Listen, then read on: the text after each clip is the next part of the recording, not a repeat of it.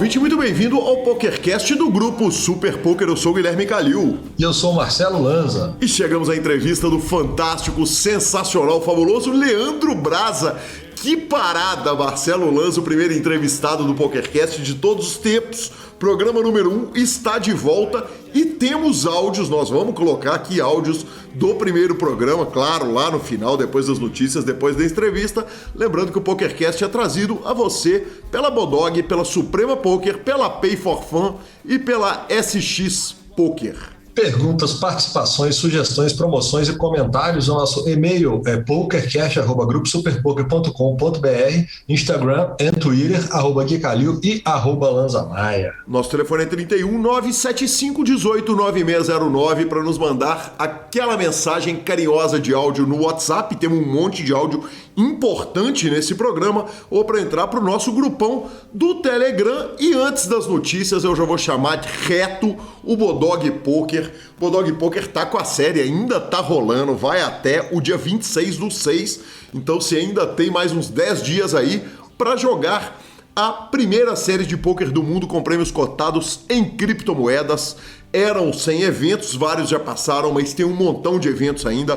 Buy-ins de $7,70 a $1.055. E se você depositar com cripto, você garante bônus exclusivos. Claro, um bônus por depósito. Confira tudo lá no Bodog e venha começar a sua coleção de criptomoedas ou, quem sabe, né, agregar mais criptos à sua coleção.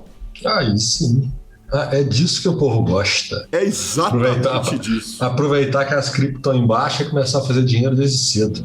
Aí sim, exatamente. E professor, eu já transiciono direto para WSOP. Vamos começar aqui as notícias, cara. E uma das coisas que eu tinha colocado um pouco para baixo na pauta, mas que eu vou mandar aqui para cima é o seguinte: a gente teve uma Black Friday, talvez, né, comparando com a do poker, não a da promoção, das criptos. E Lanzinha, a verdade é que um derretimento de criptomoedas pode complicar a WSOP, visto que muitos jogadores adotaram as criptomoedas desde muito cedo, né? Não é o melhor cenário, né, para a turma, principalmente da turma que está jogando mais caro e tal. Até imagino que uma grande parte desses jogadores para o WSOP devem estar mais safe, porque o derretimento começou ali logo um pouco mais depois do início do evento, então muita gente já fez suas conversões, transações, já está com seu dinheiro já depositado lá para dar os seus buy-ins. Acredito que uma grande maioria já faz isso, né? Alguns depósitos antecipados de valores, mas é preocupante como mercado geral, né? E para o poker é um pouquinho mais preocupante, porque muita gente deixa seus ativos em cripto, né? Exatamente. E a gente começa, Lanzinha, nós começamos uma tradição no programa passado e nós vamos continuar, que é ouvir aqueles áudios maravilhosos. Na semana passada a gente ouviu o áudio do Murilo a respeito da nova casa da WSOP. Agora temos mais dois, ninguém menos que Yuri Nerd Guy e Paulo Gini, começando com o áudio de Paulo Gini falando de Balles e Rio. Fala, Gui, beleza? Você pediu um áudio do que eu tô achando do WSOP novo aqui no Paris e no Balles. Então eu tô aqui há uma semana já e já dá para ter uma noção mais exata, né, das diferenças, né, entre aqui e o Rio. Eu acho que tem prós e contras. Vamos lá, os salões estão bem bonitos, o salão da nave mãe lá e das mesas finais tá super bacana. Eu só achei que as duas mesas paralelas, o rail tá muito, muito próximo. Eu fiquei lá junto da mesa final do Murilo até ele cair lá em quarto, né? E tá muito próximo, dá para ver muito a carta de todo mundo, entendeu? Então isso pode ser um problema lá para frente, ou mesmo quando tiver duas torcidas se pegando, como às vezes acontece. Mas ele tá super bonito. Eu acho que um problema é a distância entre o Paris e o Balles, os dois salões. Para quem tem problema de locomoção, alguma coisa assim, dá uns 5 minutos andando. Não é uma coisa muito cômoda, né? Então você acaba até perdendo tempo, né? Você jogando um torneio de 30 minutos lá, para você, quando quebra sua mesa no Paris, você tem que ir pro Bali, você perde ali, pelo menos você vai perder uns 10 minutos até quebrar a mesa, você ir pro outro salão e tudo mais. Então isso é um problema. O ar-condicionado no Ballis também não estava funcionando esses dias, está muito, muito quente. Para ter uma noção, estou jogando de chinelo. Mas jogar na strip, muito mais opção de comida, embora não tenha o All American Davis, né? E a Poker Kitchen está muito ruim, assim. Mas você tem muita opção no Paris ali para você comer, e na área externa do Ballis ali também, para quem quiser jantar. E muito mais opção de você ficar, né, em outros hotéis, né, que não no Rio. Um ponto negativo para quem fica em casa aqui em Vegas é que o Rio era muito mais acessível, né, muito mais fácil de chegar, e era de graça estacionamento e tudo mais. Aqui é cobrado e tem o trânsito da Strip, né? Então, para entrada e saída é muito pior, né? Então, são esses pontos, né? A parte de banheiro me parece ser bem parecida, o corredor aqui no Ballis é bem estreito, então quando sai aquela manada de gente nos breaks, realmente fica ruim. Os dealers continuam péssimos. Não sei como. Eu até sei que é muito difícil, né? Você fazer um torneio lá para 20 mil pessoas e encontrar dealer bom para tudo isso, mas dealers que não sabem as regras, não sabem quem ganhou a mão, entendeu? Eu peguei dealer aqui que demorava 1 minuto e meio só para embaralhar cada mão, então tá bem complicado. Comparando com o Venetian e com o Win, baralhador automático e dealers ótimos, é uma dificuldade. Mas estamos aqui, estamos tentando jogar o melhor e trazer algum resultado aí para o Brasil. Abração. Muito obrigado, Paulo Gini. Agora vamos para Yuri. Certamente não será, aliás, não será. Olha que curioso, Lanza. Eu pedi áudio do Paulo Gini, pedi áudio do Yuri, um cravou um torneio, o outro ficou em quarto no outro. Que coincidência, hein, senhor? A Mônica está perplexa. Que coisa, hein? Paulo Gini, mais uma vez, ele tem essa mania, se eu não tiver errado, ano passado, foi ano passado ou esse ano? Sei, pré-série, os primeiros torneios ali, acho que foi do Win, ele arrumou um troféuzão bonito, eu acho que foi o Gini mesmo, que é aquele troféuzão do hotel, e já foi para a série de peito aberto, pleno, maravilhoso, porque eu sei ganhar de cara, na chegada é bom demais, né? Você já tira o peso, jogar para frente é uma delícia, o problema é jogar atrás do ferro. Isso. Essa turma não sabe o que é ferro. Não sabe o que é ferro. E vamos pro áudio do Yuri. Fala, meu querido, beleza? Cara, eu achei muito melhor a estrutura aqui e só tem um ponto que é pior do que o Rio, e eu vou começar por ele, que é o acesso, né? O acesso ao Rio era muito fácil, tinha acesso por trás, pela rua de trás, tinham 3 ruas de acesso, eu acho, ao estacionamento. Estacionamento gigante e tal, mas essa é a única coisa. Aqui o acesso é um pouco mais difícil, porque é no meio da strip, né? Mas o resto é tudo muito melhor. Tem muita opção de restaurante para comer no dinner break. No Rio, você tinha que sair, pegar um carro e ir até algum lugar para comer. Só aí já ia 15, 20 minutos do seu dinner break. Aqui isso já não acontece. Eu tô ficando no hotel do evento por enquanto minha família não chega. E os quartos são muito mais perto do jogo, então dá para subir no break tranquilo para fazer o que quiser. O que mais? O ar-condicionado não é tão gelado, mas assim, essa parte, quando tem esses torneios muito grandes, tipo Colossus, esses torneios que dão sei lá quantas mil pessoas, o salão que rolam esses torneios, ele fica até quente demais. Esse é um ponto negativo, assim. Mas é só nessa ocasião mesmo. Quando tá rolando um torneio normal, fica uma temperatura bem boa. Mas quando o salão tá muito, mas muito cheio, acaba ficando um pouco quente. Mas é muito melhor do que ficar morrendo de frio, igual eu ficava no Rio, né? Que parecia que tava 15 graus lá dentro. Era muito bizarro isso. E é isso aí. Aí eles fizeram até uns sets de fichas novos, uns 2 ou 3. Então não são sempre aquelas fichas super velhas, tem um monte de set novo. E é isso aí. Tá muito melhor, na minha opinião. Muito obrigado Yuri, obrigado Paulo Gini pela gentileza de parar, mandar um áudio aqui pro PokerCast, contar para quem não tá, ou no seu caso, para quem ainda não está em Vegas, contar como é que tá lá, Lanzinho. Aliás, o senhor tá indo semana que vem, né? Tô indo semana que vem, tô animadão. Gravamos o programa antes, quer dizer, o próximo programa ainda não vão ter bastidores direto, mas a partir da outra semana eu já vou dar, a gente pode fazer uma brincadeira, porque eu acho que muitos ouvintes nossos, assim como eu, não tiveram a oportunidade de ir. Sim. Então eu vou dar aquelas primeiras impressões, Fraga. O mineirinho na cidade grande vai chegar lá e vai ver o negócio de de perto. Então, assim, alguns apertos que eu vou passar, com certeza eu adoro passar vergonha e alguns apertos, principalmente por alguns motivos de língua, por alguns motivos de ambientação, por alguns motivos locais, eu vou poder contar para a turma mais pertinho. Cara, aí eu faço muita questão de áudios de Gabriela Belisário, né? Porque a gente precisa do áudio dela também para regular a conta dela, pelo amor de Deus, né? One time, né? Não esperamos nada menos do que isso, né? Exatamente. Vamos para a cobertura evento a evento? Evento a evento, começando no evento número 14, Six-Handed Low Limit Hold'em Buy-in de $1.500. Cara, os números estão impressionantes dos 2.392 jogadores que tivemos. Tivemos como melhores brasileiros o Felipe Ketzer, que homem, aliás, como tá fazendo ITM, já falamos dele do programa passado, vamos falar mais dele nesse programa. Ficou na posição de número 258, levou $2.600 para casa, e na posição de número 314, João Simão, levou para casa $2.405. Evento número 15, aqueles do sabor Omaha High Low 8 Barrel Championship buy-in de $10.000. Vale a gente lembrar que os eventos Championship são os que declaram o campeão, né? O campeão de cada uma das modalidades é quem ganha o Championship, e dessa vez, segundo o bracelete dele. Aliás, uma curiosidade, Lanza, na semana passada a gente falou de um monte de gente que estava ganhando quarto bracelete. Essa semana tem um monte de bracelete virgem na WSOP, um monte de primeiro bracelete. Não foi o caso do Daniel Zeck, norte-americano, levou $441 mil arredondando.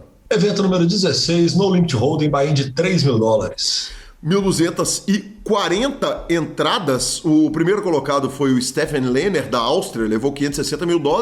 Aí, na quinta colocação, tivemos ninguém menos que Alex Foxen, $133 mil. Mas aí tivemos Felipe Mojave Ramos, 34º colocado, levou mais de $15 mil. E Felipe Ketzer, olha ele aí de novo, quase 7K doletas. Evento número 17, Mixed Triple Down Low Ball Limit, $2.500. O campeão foi Dominique Sarli, dos Estados Unidos, $164 mil. Evento número 18, Freeze Out No Limit Hold'em, $1.000 de buy-in. Olha, primeiro bracelete do Brian Schultz, aliás, eu falei, né, a respeito da saga dos primeiros braceletes, são vários nessa série que a gente está apresentando hoje, mas tivemos Vitor de Souza Coutinho, $1.751. Eu até cogitei a possibilidade de ser o Vitor Brasil, mas no caso dele, Brasil é sobrenome, esse Vitor é de Salvador e não do Rio de Janeiro. Então a gente vai pedir aquela desculpa, porque muitas vezes a gente conhece o jogador pelo nick online e fala e acaba não se ligando, né? A gente fala pelo nome completo, que é o que está posto lá. A gente aceita aquela mensagenzinha de correção do amigo ouvinte quando quiser nos corrigir a respeito disso. Evento número 19, High Roller Pot Limit Omaha 800 buy-in de $25 mil. Exatamente, esse evento baratinho gerou um primeiro campeão, Tong Li da China, leva seu primeiro bracelete, quase $1,5 milhão. Na 20ª colocação, ele, o homem, a lenda, o mito, o homem que você pegou na aposta, Yuri Dzivielewski, $50.575. Evento número 20, Limit Dust to 7 Low Ball Triple Draw, $1.500 de buy-in. O jogador russo Denis Nesterenko ganhou o seu primeiro bracelete nesse evento. Evento número 21, Monster Stack No Limit Hold'em buy-in de $1.500. Olha, para nossa tristeza, o Michael Jukic, dos Estados Unidos, levou quase $1 milhão. Por quê? A tristeza, porque era para ter sido um torneio de segundo bracelete. Fiquei até a madrugada acompanhando com a Manu, que está cuidando das nossas redes sociais aqui do Super Poker, a gente acompanhando lá para trazer todas as melhores informações. Na quarta colocação, o fantástico, o sensacional, o espetacular e... não custa citar, né, professor? O atleta torcedor do glorioso Clube Atlético Mineiro, João Simão, pegou a quarta colocação, $341 mil. Que homem, professor! Que homem, lembrando que é um field de 6.501 jogadores. É gente pra chorar. É pra chorar. Eu achei que viu o palavrão, viu, professor? Educação, né? Educação. Achei fino. Tive com seus pais, aliás, tive com seus pais essa semana, né? Que festa, meus parabéns de novo, feliz aniversário de novo. E tive muita educação, de fato. Muito obrigado. Na posição de número 121, Eider da Cruz levou $7.500, ele que é de Porto Alegre. E na posição de número 240, Igor Pinheiro, $5.742. Vamos, Brasil. Evento número 22, Seven Card Studies Championship, buy-in de $10.000. Campeão mundial de Seven Card Stud para a WSOP de 2022 é ninguém menos que Adam Friedman. Levou seu 5º bracelete, mas esbarramos, hein, Lanza? O Filipinho. Nossa, Filipinho, hein? Filipinho, hein? Aquele que a gente mais gosta, né? Phil Ivey, 3º colocado, $108.000. Tá vindo. Evento número 23, Six-Handed Limit Hold'em, buy-in de $3.000.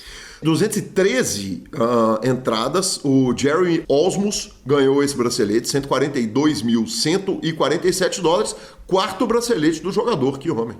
Evento número 24, Flip and Go No Limit Hold'em, present by Digi Poker, buy-in de $1.000. Que isso, agora eu rasguei. Rasgou o inglês, já tá treinando, hein, professor? Já tá treinando pra chegar em Vegas semana que vem, que homem.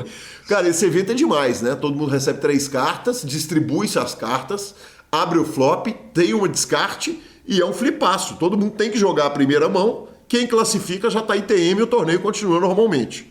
Vamos falar dos brasileiros, que é o que importa, né? Felipe Ketzer, mais uma vez ITM, $2.880. E Felipe Mojave Ramos, $2.340, com a 92ª colocação. Uma coisa importante a gente apontar, né? Esse evento, como são $1.000 que são bem rapidinhos, sempre existe o risco da parcerada ter dado 10, 12, 18 ou 32 tiros, né? Então é sobre isso que eu quero falar. Teve um atleta que já ganhou o bracelete esse ano, chamado Scott Seaver, que deu 43 tiros nesse evento. 43 não tiros. Não foi 42? Eu tava com o número de 42. Pô, que seja, vamos dar um desconto. Eles devolveram pra ele. Não, toma, esse é de graça, vai. Cada 42 bainhas o senhor ganha um. Ô Lanzinha, você me lembra de uma frase que a gente falava nas antigas do Cash Game, ali naquele clube que o senhor tinha ali na Avenida do Contorno? Que parceiro! Que parceiro! Não, e detalhe, ele não passou pro dia 2. Não passou da mesa, né? Tá louco. Se eu tivesse passado com um dos 42 tiros, ele tava em TM, meu patrão. Que fenômeno. Que coisa maravilhosa. Evento número 25, No Limit Hold'em Deep Stack, buy-in de $800. Olha, você falou em $800, na posição de número 88, por falar em oitos, tivemos ele, o homem além do sensacional, Roberli Felício, de Anápolis, Goiás, o nosso dono de bracelete, primeiro recreativo a ganhar um bracelete da WSOP, $3.870 o Roberli levou pela colocação. Evento número 26, Limit Hold'em Championship, buy-in de $10.000. Lanzinha, o grande campeão desse evento foi Jonathan Cohen, norte-americano, $245.678, uma reta final, com alguns nomes relativamente conhecidos aí, Matthew Gonzalez, Chad Eversglade, e como você apontou, tá aí um torneio que tem chance de André Akari ter jogado, né? Ele gosta, hein? Modalidade que ele gosta. Exatamente. Eu, particularmente, tenho pavor dela, mas eu sei que ele gosta. Eu me divirto a pampa. Aliás, eu vou te falar que se bobear, a maior narração que eu fiz na minha vida foi uma narração do Bruno Boteon, que me explicou uma entrada em... Eu lembro disso, exatamente, cara. Ele me contou esse caso. Ele fez esse torneio, valendo bracelete. E eu narrei, Felipe Mojave Ramos depois entrou na transmissão. Cara, eu tenho muito orgulho daquele trabalho, porque eu estudo o jogo Limit, e especialmente para aquela transmissão, eu tinha estudado muito mais. Eu tinha passado o dia estudando uma barbaridade ali, o livro dos Mixed Games do Dylan Lind, e tenho muito carinho com esse trabalho que fiz. Evento número 27, Shootout No Limit Hold'em, buy-in de $1.500. Para quem não sabe, o Shootout é o seguinte, é um sit and go por vez, né? Começa a mesa, quem vai escravando a mesa vai passando para os eventos seguintes. Primeiro bracelete do Michael Simhai, norte-americano, $241.000. Evento número 28, High Roller, Pot Limit Omaha, $50.000 de buy-in. O homem ganhou o segundo bracelete Pot Limit Omaha em séries seguidas, back-to-back. Robert Cohen, do Reino Unido, leva $1.393.816. Vale lembrar, Lanzinha, buy-in de $50.000, Quando entrevistado pela equipe de campo, ele disse o seguinte: mesma coisa, é apenas pot limit Omaha. Obviamente é muito mais difícil empurrar os outros porque as pessoas estão mais dispostas a gamblear. Você não consegue atropelar ninguém. As pessoas estão mais dispostas a gamblear a $50 mil. É Omaha, né, meu patrão? É.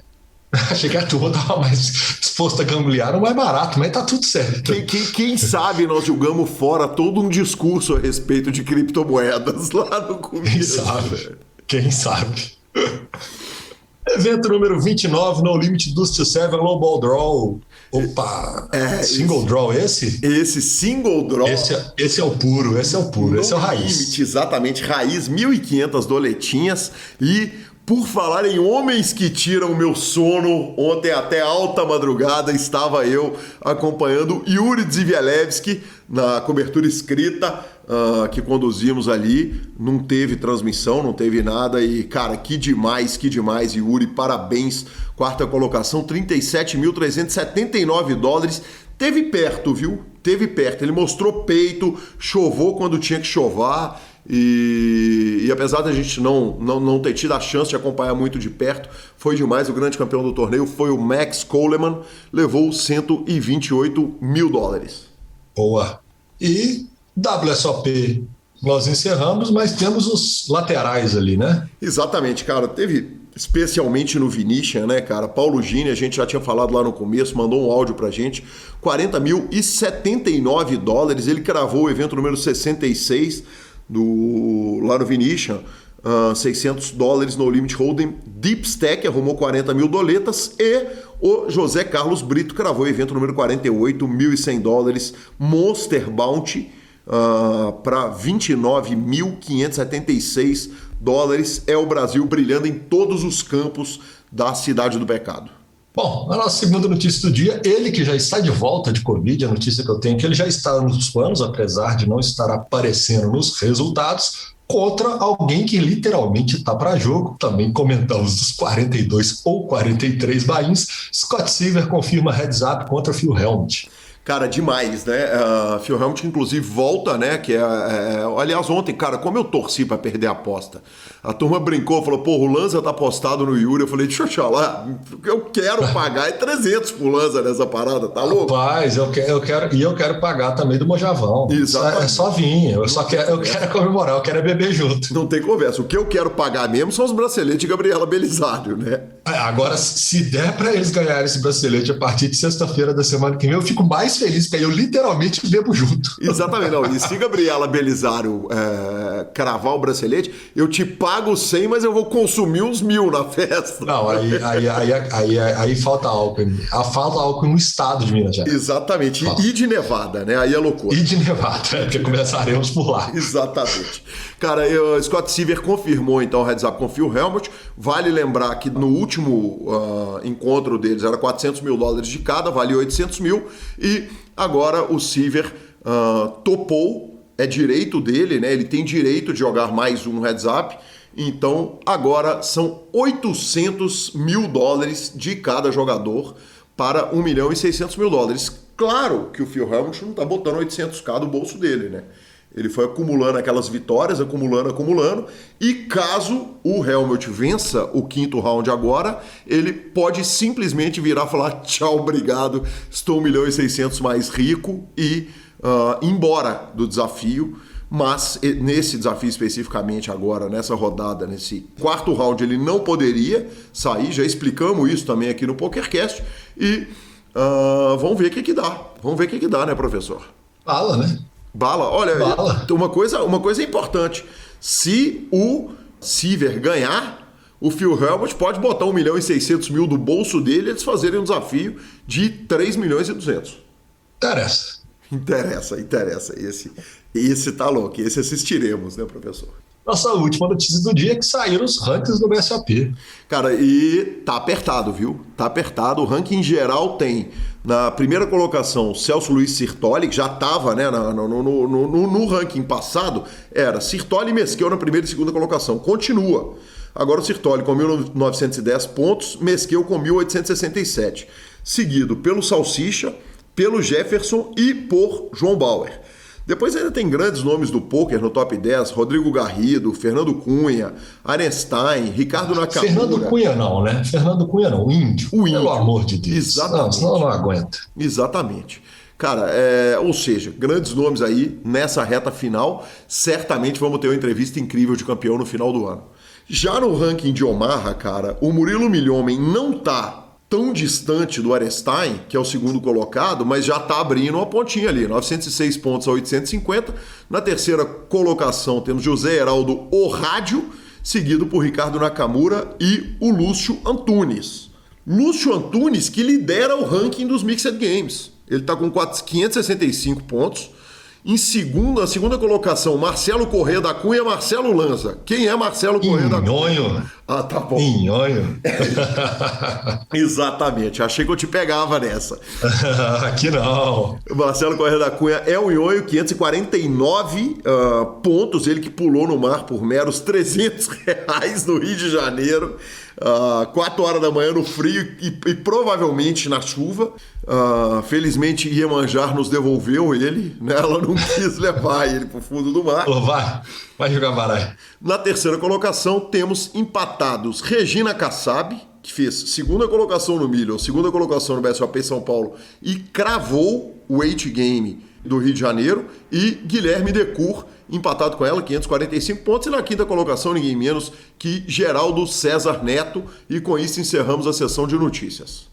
Então vamos de entrevista. Não sem antes falar da Suprema Poker, né, meu professor? Você rola a bola com muita elegância pra mim. Obrigado, cara. Suprema Poker é a evolução do poker online, né, velho? É a história do poker e é o futuro do poker, construída por tanta gente incrível. E esse final de semana, para surpresa de um total de 0 pessoas, R$1 milhão garantidos por R$390, com uma novidade muito legal. Se você se inscrever até o primeiro nível do torneio, você ganha um buy-in de R$55 para 250 mil de segunda-feira às 19 horas. Ou seja, você paga 390, disputa R$1 milhão e tem o habeas corpus para falar para sua namorada, marido, esposa, namorado, que você ganhou um buy-in na segunda. Então que você vai ter que jogar segunda-feira também, né, professor? E compromisso, né? Buy-in dado é compromisso, não é? É compromisso, é. Então é isso aí. Jogue na Suprema Poker e vamos à entrevista de Leandro Braza Pimentel. E chegamos à nossa entrevista. Tenho comigo aqui um homem, a lenda, Leandro Braza Pimentel. Braza, muito bem-vindo ao PokerCast. Obrigado, Gui. É sempre muito bom estar aqui com vocês. Acho que é a nossa terceira vez, não? Eu acho. Eu estou me sentindo queridinho aí por vocês, mas, obrigado pelo carinho, por esse convite. E vamos lá, vamos bater um papo.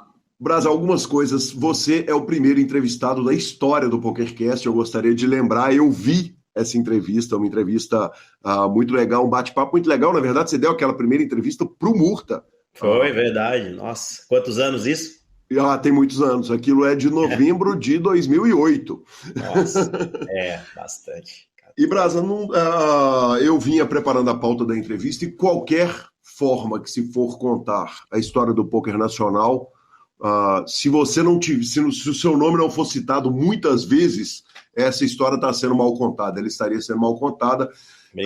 Eu acho que a gente vai falar, certamente a gente vai falar da construção toda, mas eu queria começar a falar do Braza antes lá do poker, lá do comecinho. A gente dá uma passada, que é importante a gente dar uma passada pela sua carreira, porque o PokerCast tem muito ouvinte que está chegando agora e que pode naturalmente não ter ouvido a história. Braza, você estava antes de todo mundo praticamente, né? Estava lá quase junto, talvez, com o CK, com o Raul lá no início. Como que o poker aparece na vida do Leandro Braza? Assim, eu sempre fui muito ligado a jogo de baralho, né? Sempre gostei de jogar baralho, desde a escola. A gente jogava truco, jogava buraco em casa com os parentes. E depois, quando eu entrei na faculdade, a gente acabou retomando aí esse interesse em baralho apostado, né? Eu joguei truco, fui campeão na minha universidade, lá em Brasília. Só que o truco estava interessante, mas alguns parceiros falaram, olha, tem pôquer assim, sabe? Daí nós jogamos já jogo pôquer em umas variações meio malucas, desde 96, né? Aí a gente se formou, fui trabalhar em Campinas, na Motorola, era relações governamentais lá, e a gente voltou a jogar truco lá no Grêmio, da Motorola, isso em 2000, 2001. Só que a gente acabou sendo proibido de jogar truco lá por causa do barulho, né? O truco fazia muito barulho. Truco tem isso. E aí eu falei, olha, gente, tem um outro jogo aqui que é bem legal, chama pôquer, tal. E aí um e outro a gente foi aprendendo e voltou a jogar o pôquer ali, isso em 2001, 2002, por ali.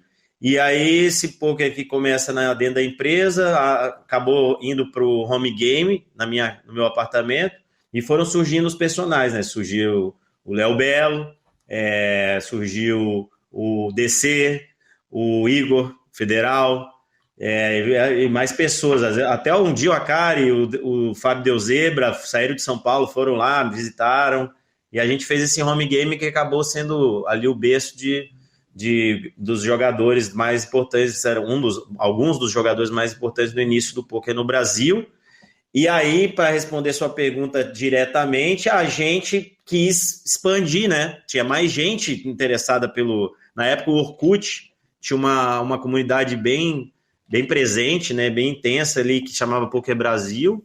E a gente organizou um torneio ali em Campinas, que teve a presença de vários jogadores, e acabou se tornando a primeira etapa do circuito paulista em 2004, outubro de 2004.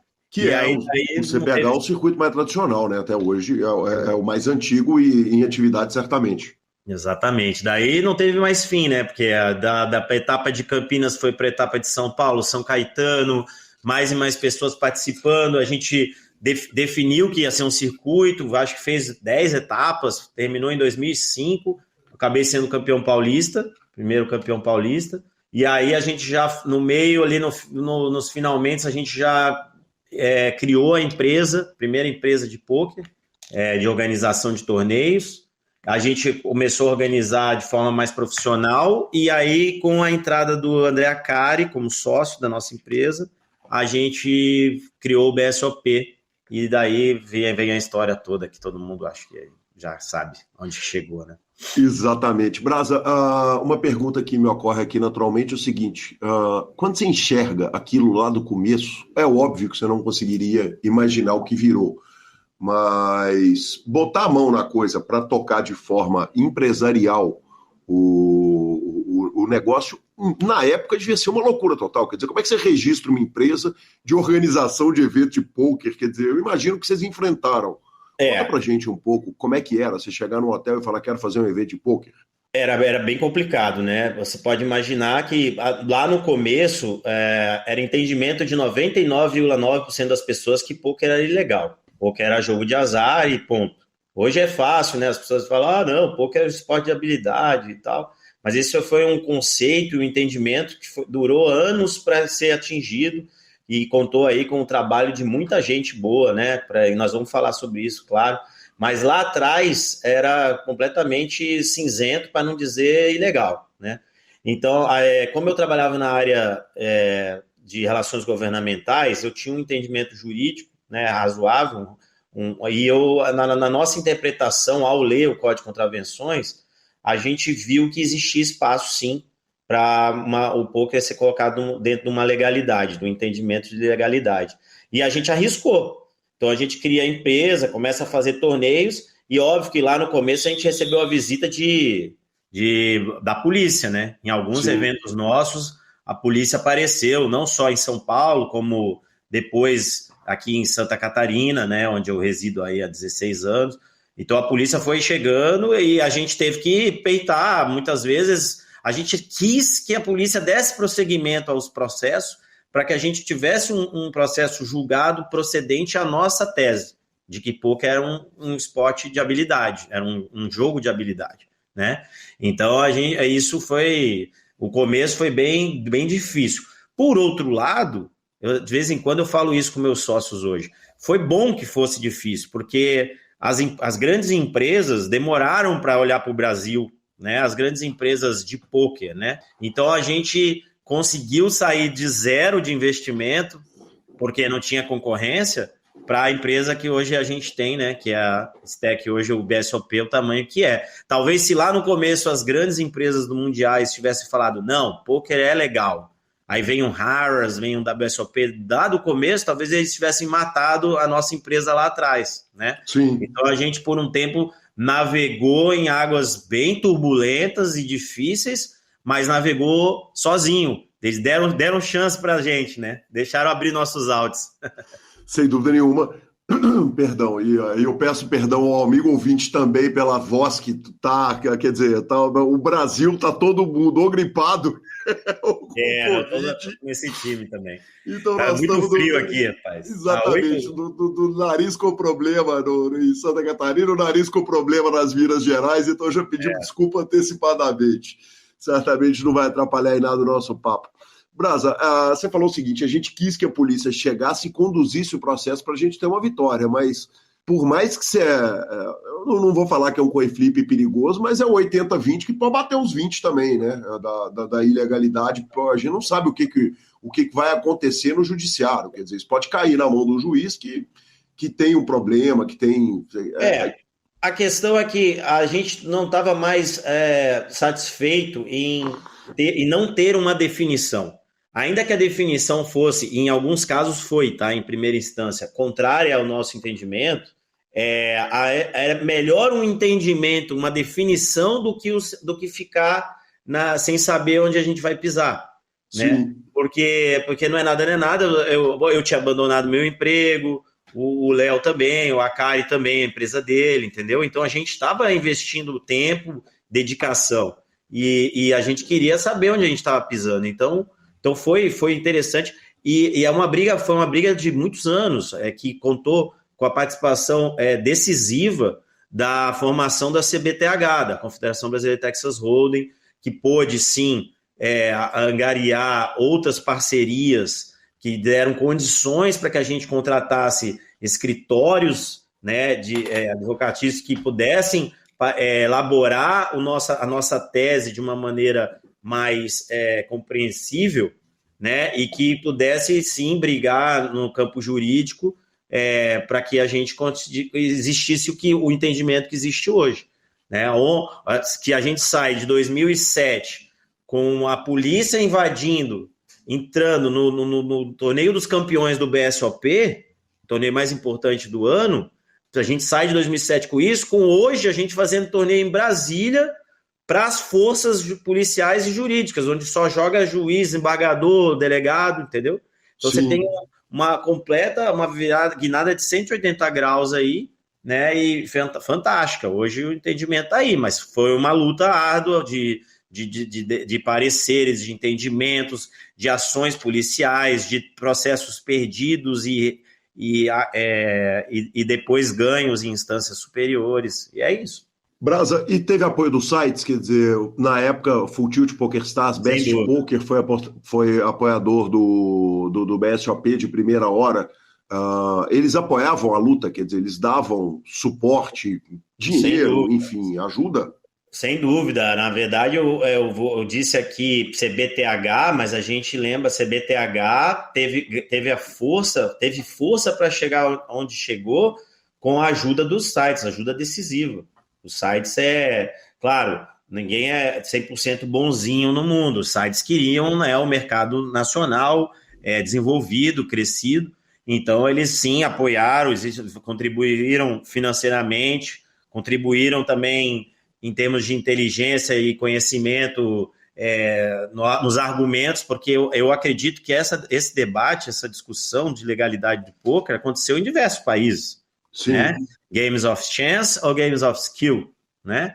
Então, o poker se torna um game of skill em alguns países, que é um entendimento também que foi debatido, né? Sem dúvida nenhuma, sem dúvida nenhuma.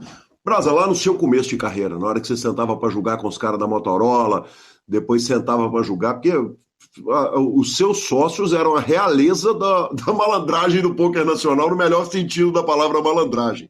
Quer dizer, o Federal é um grande jogador, o DC, eu não lembro do DC jogando, né? Mas a cara era sócio e tal. Você já se destacava na hora que você sentava nessas mesas com os caras? Como é que era o seu jogo com os caras da empresa e como é que era o seu jogo quando você sentava com os sócios, porque os sócios naturalmente montavam o torneio, organizavam o torneio, mas jogavam os torneios. Isso. Vale lembrar, muito bem, ainda bem que você tocou no assunto, que a gente monta a empresa e monta torneio porque a gente queria jogar, né? Era como se você quisesse bater uma bolinha, mas você não tem campo de futebol, você vai lá e arruma um jeito de fazer bota 2 chinelos e faz o gol ali, porque você quer jogar, né? Depois que surge a ideia, a oportunidade de ganhar alguma coisa com a organização. Mas sempre foi, a nossa postura sempre foi de jogar, de ter aonde jogar. Então, sim, era engraçado, a gente tinha um Excel, né, do nosso home game, e ali a gente era cash game, claro, né? E ali a gente marcava, então dava. Eu acho que o primeiro ano eu fui bem, deu bem enjoada na turma. Mas depois a coisa extrapolou, né? A gente queria era o torneio cada vez com mais participação, com gente dura, difícil mesmo. A gente sabia do CK, a gente sabia do Raul, a gente sabia de outros jogadores que já tinham ido para o WSOP, né? Então, lá atrás mesmo, era um sonho, né? E ali em 2005, vai eu, Akari, Fábio Deuzebra e Federal para Las Vegas, pela primeira vez, para jogar pôquer. E a gente vai bem lá, o Akari ganha um torneio, eu e o Federal entramos bem no dinheiro também. Todo mundo voltou incrivelmente para frente na primeira vez que a gente foi para lá. Então, deu para se destacar assim, foi bem legal. Que legal, Brasa.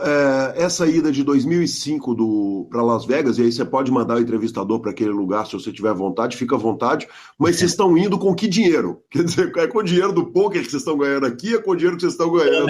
Também, sim. Na verdade, a gente fez as contas ali e viu que não era caro ir para Vegas, né? E que também não, e que existiam torneios lá que estariam dentro de um BR nosso, de um bankroll possível. Né? A gente vai com a intenção, inclusive a gente vai fora da época do WSOP, tá? A gente foi em outubro, se não me engano, e ali a gente jogou um circuit, e o circuit, o WSOP Circuit tinha uns torneios de $300, uns sides eventos assim, então foi bem interessante. Teve um torneio de aniversário do Doyle Brunson. Então sim, o Akari já tinha acertado alguns torneios online no PokerStars. Eu também acertava alguma coisinha aqui, outra ali, porque o cash sempre existiu no Party Poker, tinha um cash bom. Então, o Federal já era um empresário bem conceituado, então ele tinha lá a sua quantidade boa para poder investir. E foi assim, cara, a gente foi meio que dividindo, fizemos um deal de quem acertar dá 5% para os outros, e aí foi que foi.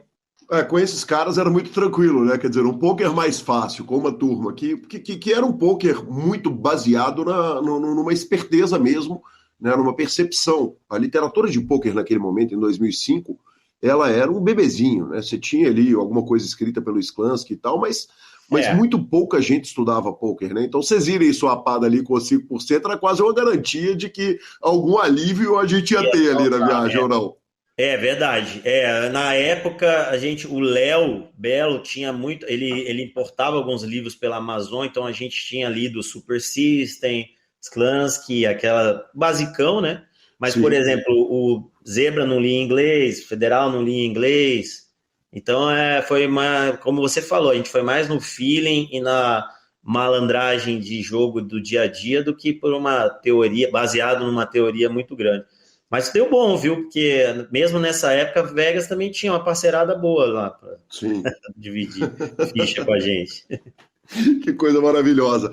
E aí chega a fantástica WSOP de 2007, que é o meu primeiro momento sentado no site da WSOP, apertando F5 para ter as notícias ali.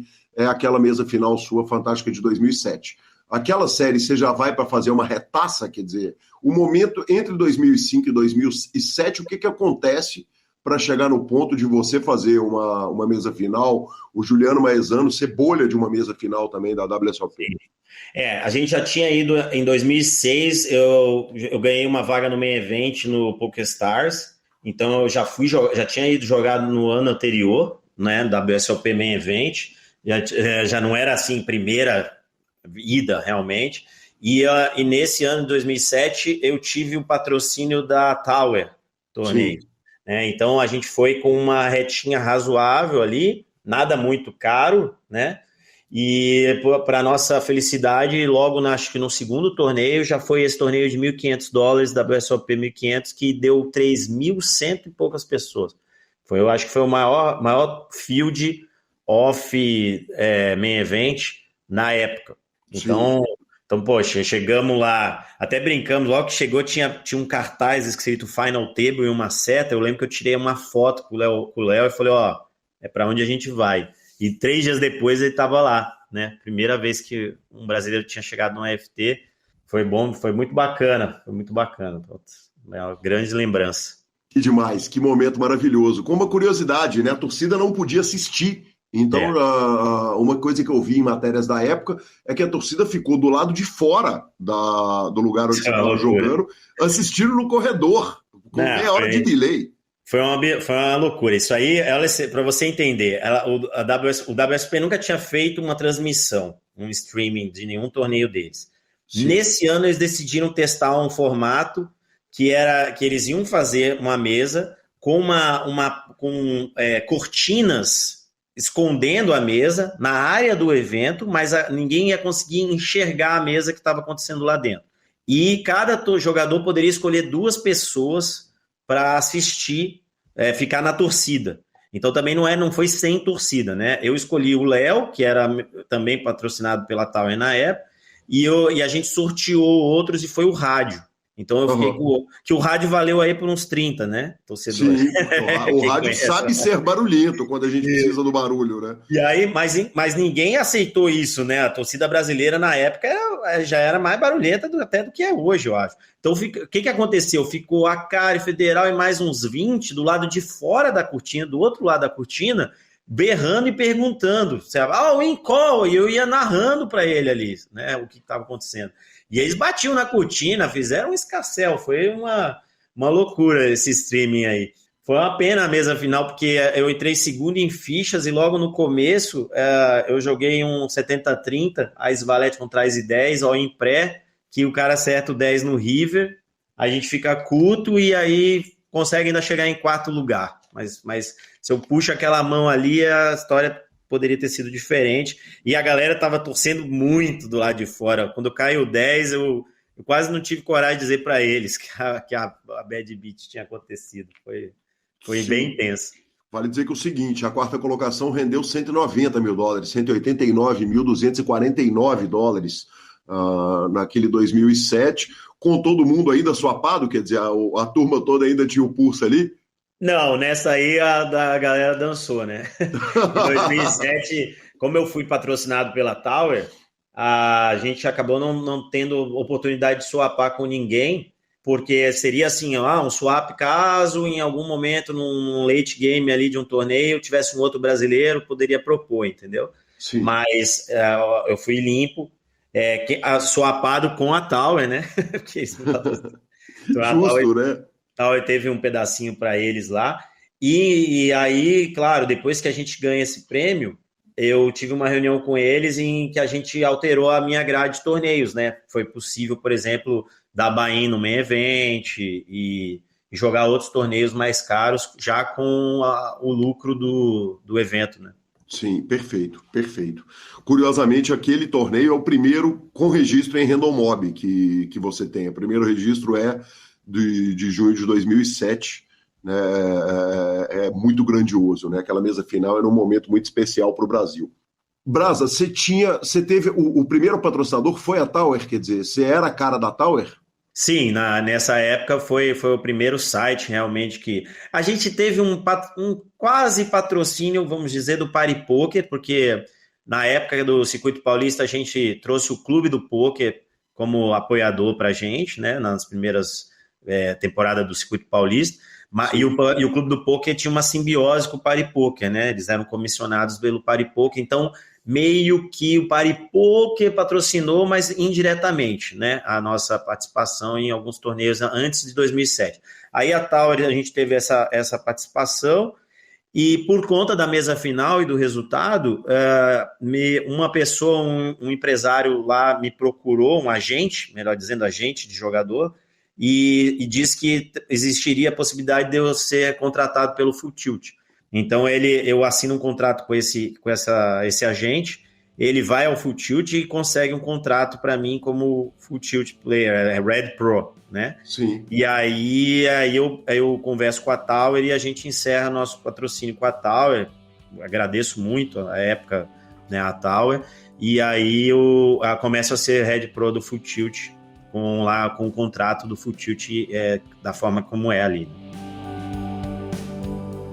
Interrompo rapidamente a sua entrevista para a gente falar da Pay for Fun. Pay for Fun, a turma da Pay for Fun tá direto do Peru e você pode votar na Biz Awards, que é um super prêmio da indústria de jogos, mas se você não quiser votar, não tem problema não. Basta você saber que a Pay está concorrendo a melhor campanha de marketing, patrocinador do ano, mas olha esses dois prêmios. Concorre como o melhor método de pagamento, na minha opinião o melhor porque é o que eu uso, e inovação e destaque da feira. Então, parabéns a Pay for Fun. Claro, é um método de pagamento, uma carteira digital. Você pode usar para transacionar dinheiro entre qualquer site que você quiser. Praticamente todos os sites aceitam a Pay. E você pode sacar tudo do seu cartão de crédito pré-pago e pedir Uber, pizza, comida, Netflix e tal com aquele cartão maravilhoso internacional. Vamos que vamos, estamos de volta com o Leandro Brasa Pimentel. É uma coisa que o ouvinte mais novo pode não ter ideia, é o tamanho do Full Tilt, né, Brasa, naquele momento. Quer dizer, o Full Tilt era propaganda em todas as redes de televisão, de esportes, no Brasil, no mundo, em todos os lugares. Quer dizer, o tamanho do barulho que o Full Tilt fazia, o que significava ser Red Pro do Full Tilt naquele momento, é um negócio que é difícil colocar em palavras hoje, né? Ah, sim, o Full Tilt, para mim, até hoje, é o site que eu mais gostei de jogar.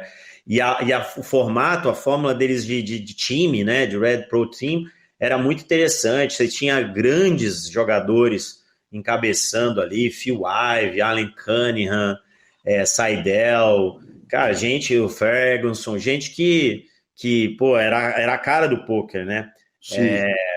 E aí você fazer parte, poder estar dividindo ali. Durante o main event tinha uma salinha dos Red Pros e, cara, poder sentar com a turma ali, ter uma interação, era um sonho, né? Você estava vivendo um sonho.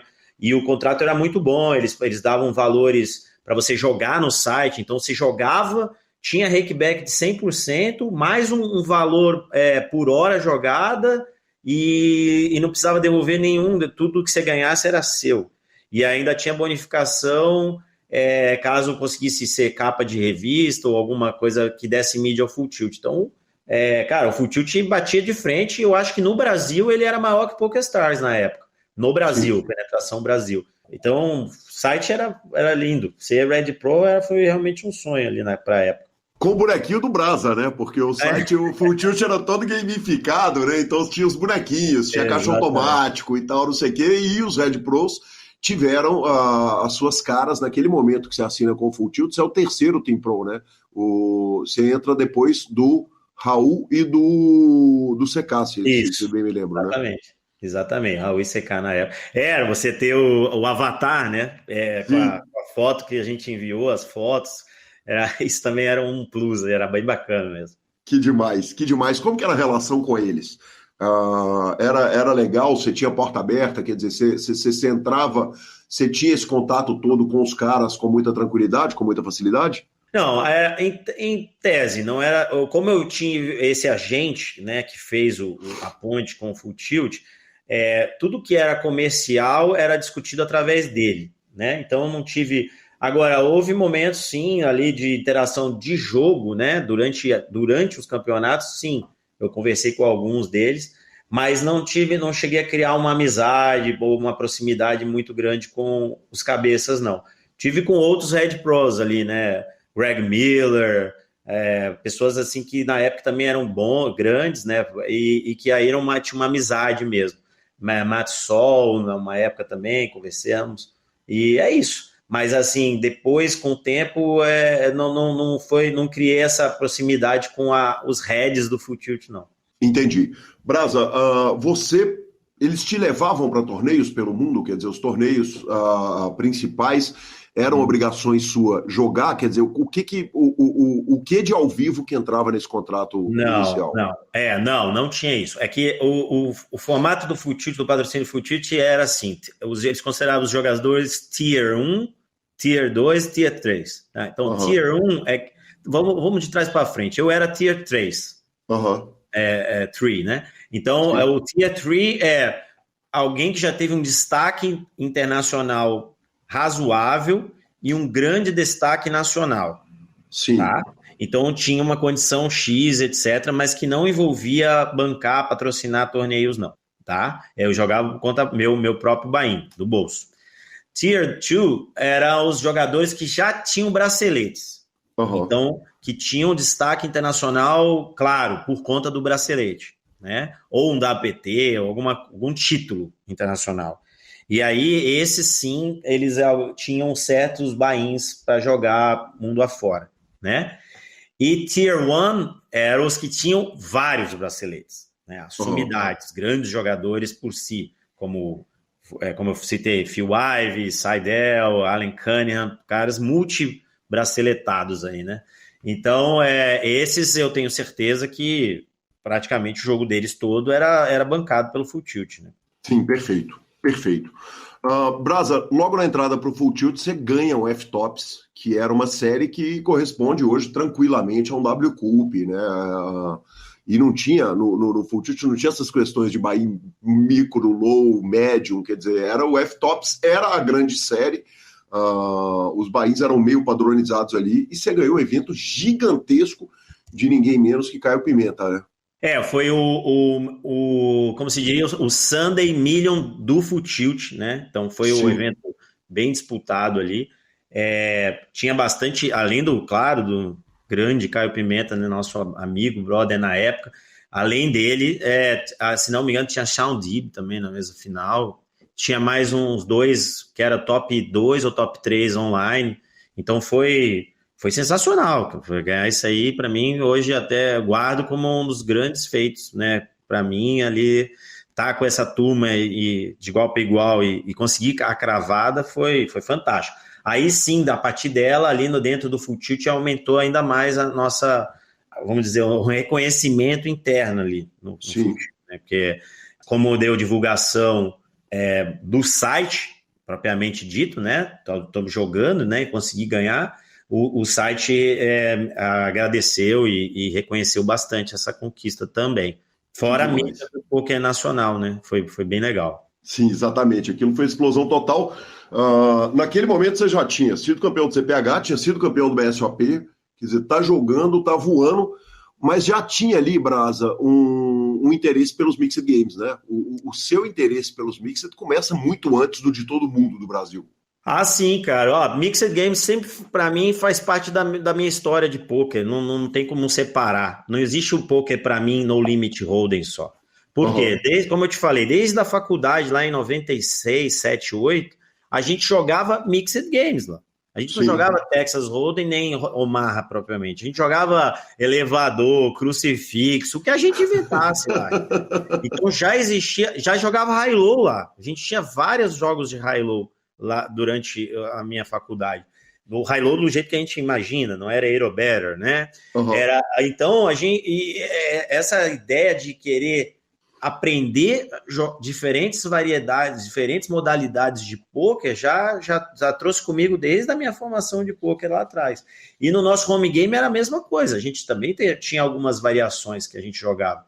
Então, aí sai da faculdade ou do começo e traz, por exemplo, para 2007, se não me engano, 2007, durante um carnaval, eu fui jogar o Sunday Horse do Full-Tilt, que era um torneio de 215, buy-in alto para a época, né? Sim. Muito alto. O Sunday Horse que tinha Chris Ferguson, Allen Cunningham, caras que tinham bracelete de horse. Eu joguei esse e ganhei um Sunday Horse do Full-Tilt também. Então, aí eu falei, cara, é um caminho, né? Da mesma forma que a gente começou a jogar Texas Hold'em quando pouca gente sabia jogar, até para ter uma vantagem comparativa, né? Hoje todo mundo sabe, não dá mais para ganhar dessa turma no Texas. Mas aí eu falar, vamos jogar então outra coisa, vamos tentar jogar poker chinês, por muito tempo eu fui um dos primeiros a jogar poker chinês, estudar até um pouco poker chinês. A nossa vontade é essa, cara. Onde surgir jogo novo, eu tenho vontade de aprender, e porque eu gosto, porque eu acho bacana estimular um racional diferente do que a gente já estimula hoje com Holden ou com Omar, e também porque onde tem coisa nova, tem gente que ainda não sabe, né? Sim, exatamente. O Brasa, naquele momento, tem uma outra curiosidade relevante, que é o seguinte, também não tinha essas modalidades, não tinha o que disputar no Brasil, né? Não, era só online, né? Infelizmente, não tinha muito espaço para você criar um torneio de stud ou de qualquer... nem tinha dealers, né? Ia ser uma coisa um pouco complicada. Mas online, sim, já tinha um volume interessante, era bem interessante jogar na época. Você tem que lembrar, Calil, que à época os americanos jogavam online. Sim. Né? E os americanos eram 80% do field. A presença americana, todo mundo nos Estados Unidos joga poker. Então, e existem vários estados americanos onde outras modalidades são a principal modalidade de poker. São a principal. Por exemplo, tem estados lá que Seven Stud é o poker mais jogado, não é no Limit Hold'em, historicamente. Tá? Pode ser que hoje, com a popularidade, isso tenha nivelado ou até passado. Mas nos Estados Unidos existe uma grande tradição de jogar Mixed Game. Então, online, as pessoas jogavam também. Sim. Perfeito. E uma outra curiosidade a respeito do online é o seguinte, você está falando a respeito de um Sunday Horse do Full Tilt de $215, $215 era o grande buy-in, né? Tinha o torneio de terça-feira que era de $1.000, mas o high stakes de torneios online era era 215, né? Sim, sem dúvida. Você, mesmo nas séries especiais, dificilmente você tinha um buy-in maior que 1.000 em grandes séries nessa época, 2007, 2008, 2009, sei lá. E aí sim, regular, torneio semanal, o maior era o Tuesday, se não me engano, que era de 1K no Full Tilt. O restante, os eventos principais, 215. Perfeito. E cash game, Brasa? Cash game, eu me considero mais jogador de cash game do que de torneio, sim. Por quê? Porque a essa época, principalmente, hoje talvez não, mas a grande maioria dos jogadores começam a jogar poker em home games, né?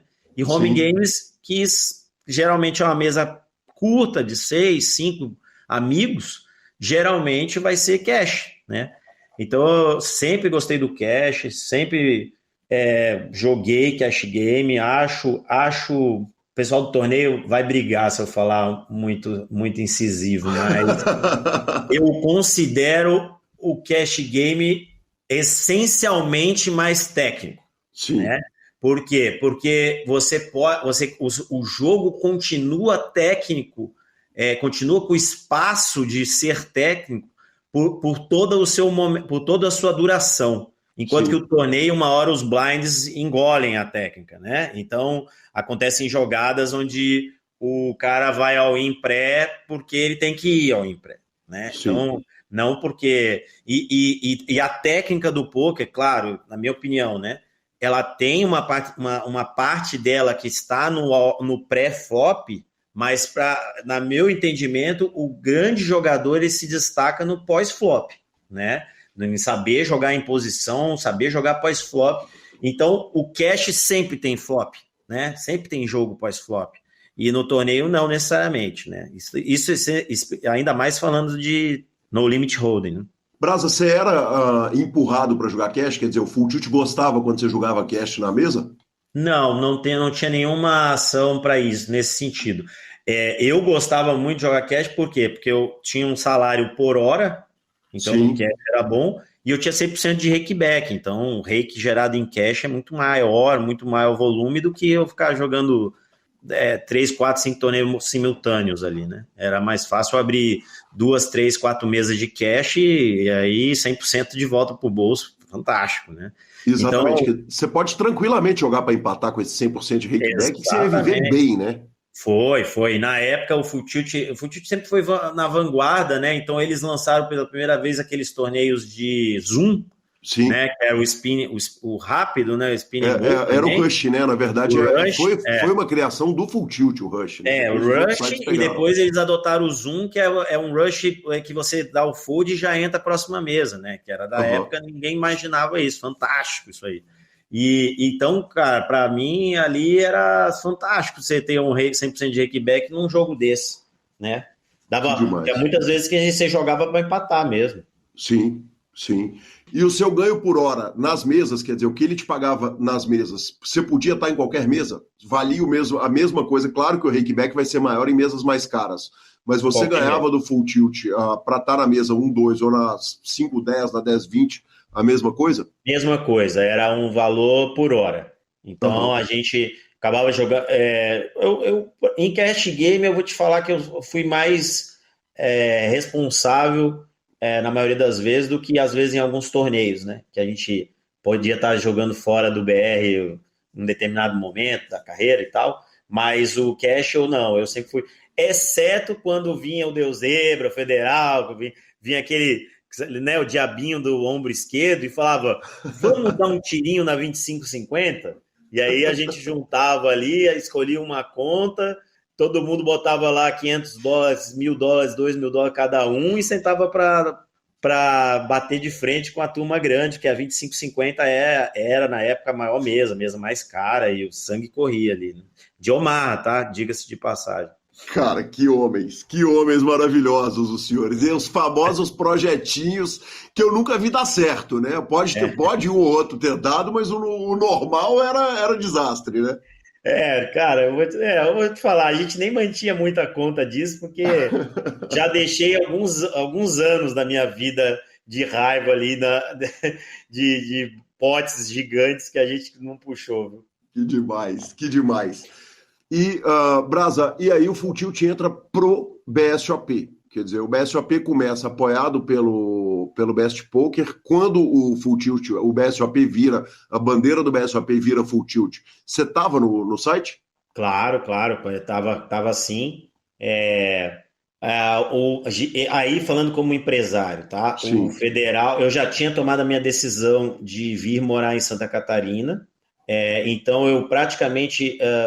deixei de lado a operação, participar da operação, e aí até hoje eu tenho que sempre agradecer diariamente aos meus sócios DC Federal, inicialmente, que foram quem eles tomaram a frente, peitaram, né, as coisas, foram fazendo, assinaram um contrato com o Full Tilt, contrato excelente, Full Tilt veio bem ambicioso para tentar ganhar esse market share no Brasil. Então, eu fiquei como jogador, né, ali do meu lado, e deixei 100% ou 99% o lado empresarial para eles. Virei investidor e sócio fundador, que é o que eu até hoje praticamente faço. Perfeito. E aí o foco é total na carreira de jogador. Quando eu venho para cá, para Santa Catarina, o meu foco total foi para a qualidade de vida. Tá? Sim. E aqui, durante a semana, não tinha muito como eu jogar presencial. Eu sempre gostei muito do presencial, né? Então, eu claro, foquei muito no online, fui e tal, mas com o tempo, eu gostei, até hoje eu fui desacelerando no lado do online, né? Eu acredito até que isso se deu ao fato que você tem que tomar uma decisão num dado momento de carreira, você falar, olha, carreira de jogador de pôquer, sem estar no online, na minha opinião, não existe, né? Você tem que ser bom no online. E para ser bom no online, hoje, de uns 5, 6 anos para cá, você tem que estar se reciclando, estudando, tem que ter uma passagem em um desses grandes times que são excelentes como formadores, e não só formadores, mas também eles lapidam o talento, né, de muitos jogadores por conta do estudo e do foco. Então, quando eu venho para cá, eu começo a desacelerar porque eu não tomo essa decisão de dedicação, né? E de ser um jogador de carreira do poker. E aí, a minha condição também me permite focar mais em ter qualidade de vida e participar de eventos ao vivo, que eu acho legal, e também de eventos online pontuais, séries, e eu começo a também gostar mais do Omaha, então eu participo mais de eventos de Pot Limit Omaha. Aham, perfeito. Brasa, à medida que o momento que o Full Tilt encerra, quer dizer, o Full Tilt terminou com um desastre enorme pro poker ali em 2011, que é quando a Black Friday bate e a empresa, quer dizer, ela encerra da pior forma, né? Na realidade, a gente passa a entender naquele momento que a empresa fecha que as contas eram todas bagunçadas, que o dinheiro dos jogadores estava no meio de um pool ali e no final das contas é um desastraço. Você ainda era jogador do site? Sim, era. É a famosa Black Friday, não foi? Foi numa sexta-feira, se não me engano. E foi, para quem não acompanhou, só para a gente relembrar, foi o resultado de quase 2 anos de investigação pelo Departamento de Justiça americano. Porque anos antes foi aprovada uma lei nos Estados Unidos que impedia, né, tornava ilegal transações financeiras entre sites de gambling, jogo, poker e instituições financeiras, né? E aí, tanto que lá atrás, o PariPoker, que era o maior site do mundo, tinha mais jogadores, ele decide sair do mercado americano por conta dessa lei lá atrás. Ele faz uma interpretação conservadora e sai do mercado americano.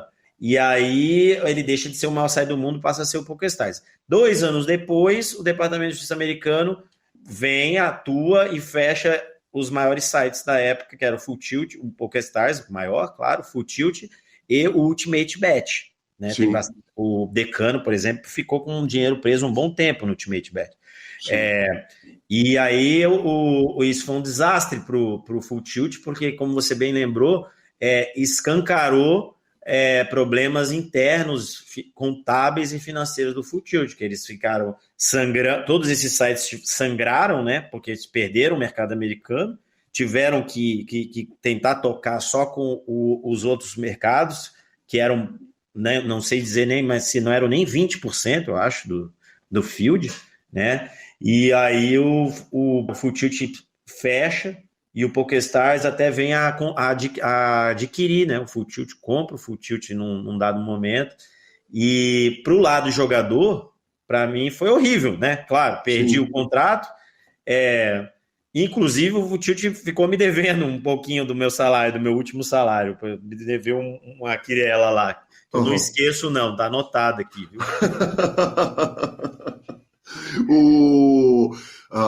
Uma coisa importante que você aponta é o seguinte: a proibição não era relativa a poker, ela era relativa a transações financeiras, né? Então, e os sites começaram a declarar as transações como sendo outras coisas, bola de golfe, joia, enfim, eu não lembro exatamente o que era.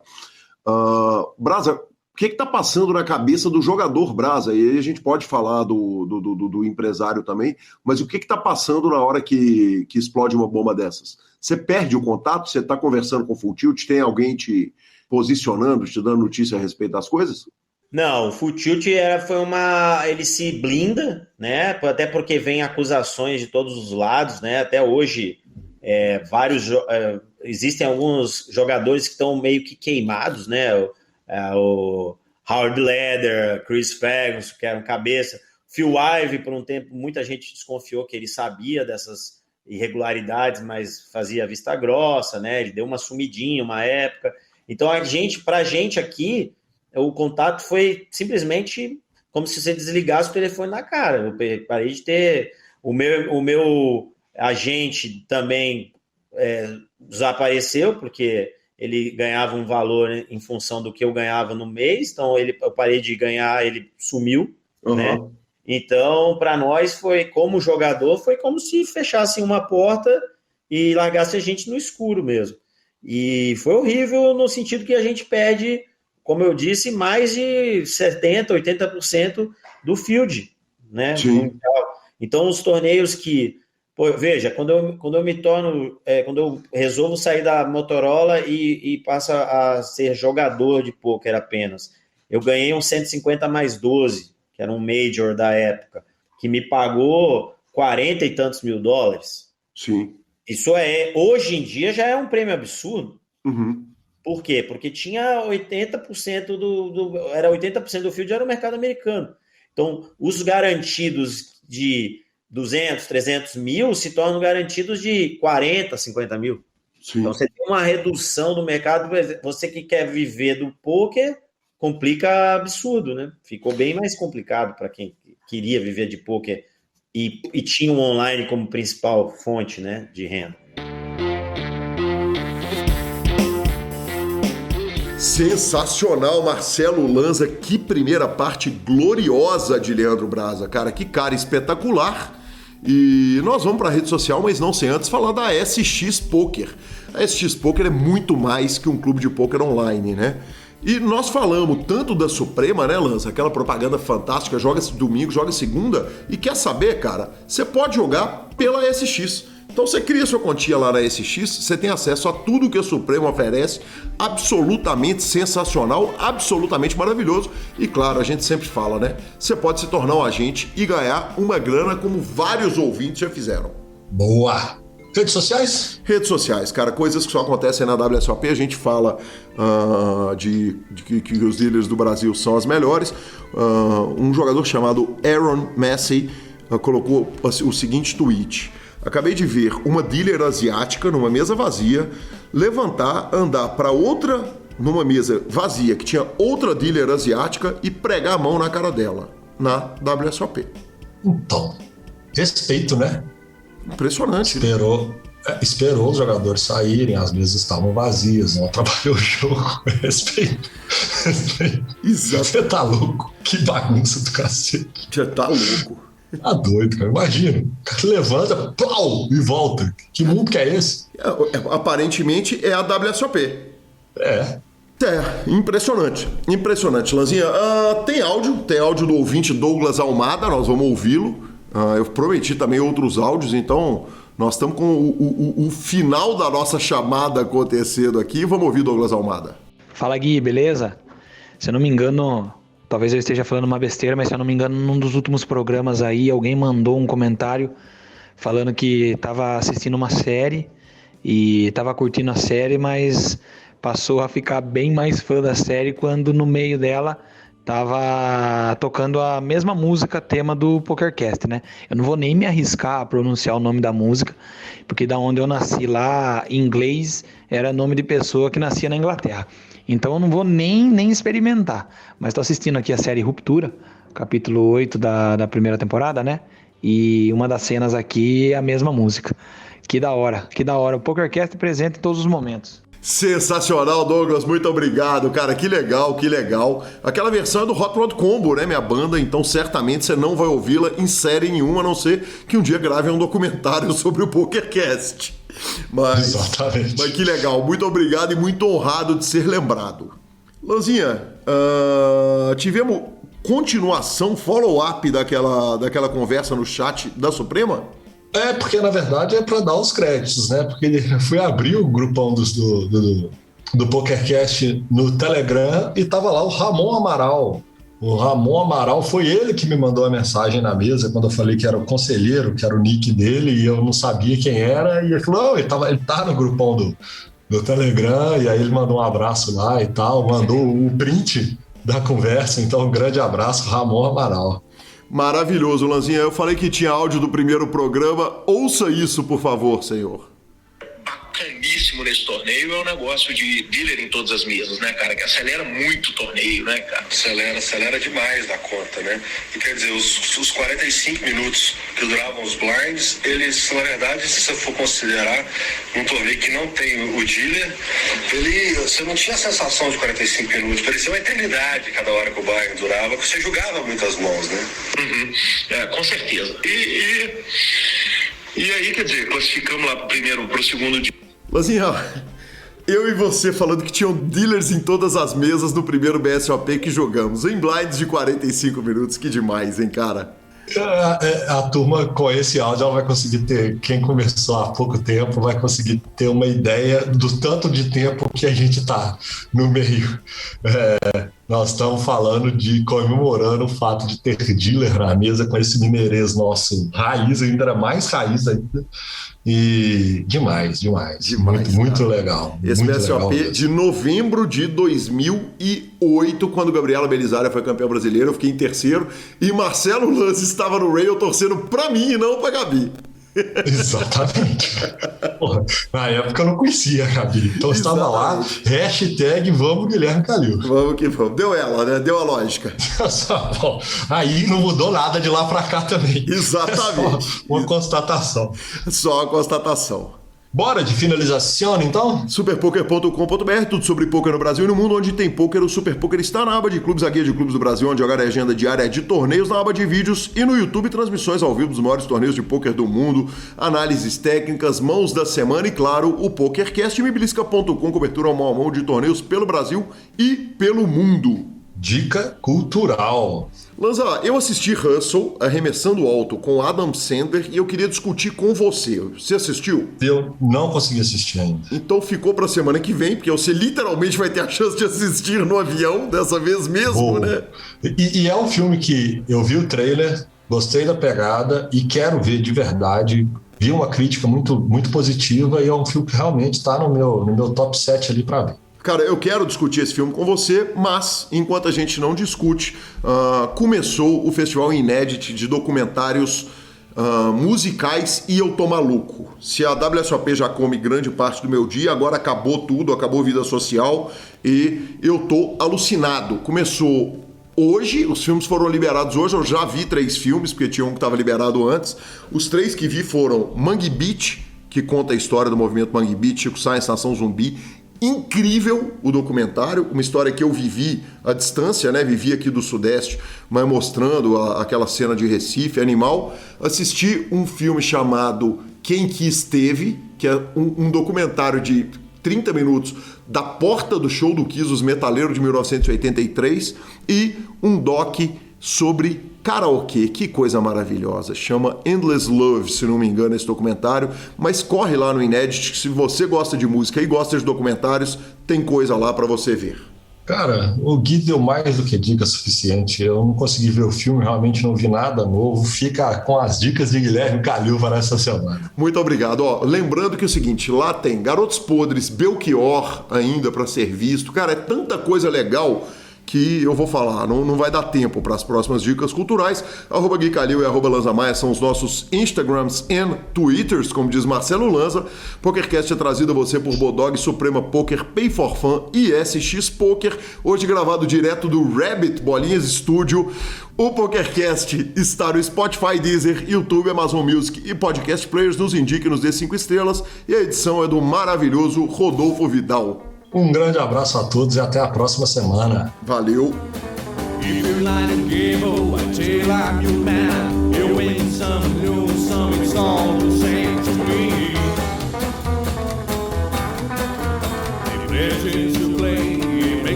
Dicing with the devil, a gun with a flow, it's all a game to me.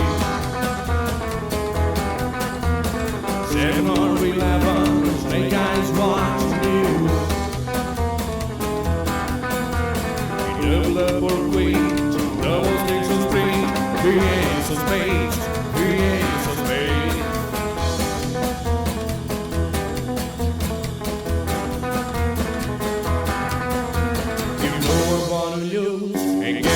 For fools, but that's the way I like it, baby. I don't want to live forever.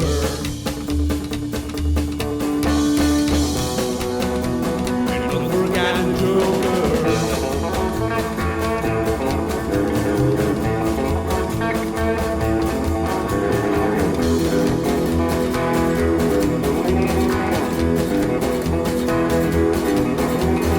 Machine of the 18, know you wanna see me.